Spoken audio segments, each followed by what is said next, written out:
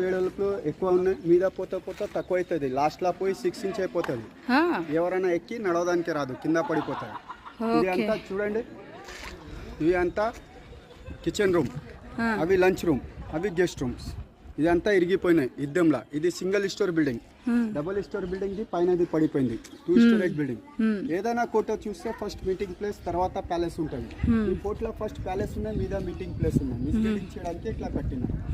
అగో అది Darbar meeting place. పైన పైన 4 ప్లేస్ ఉన్నాయంట చెప్పినాం కదా.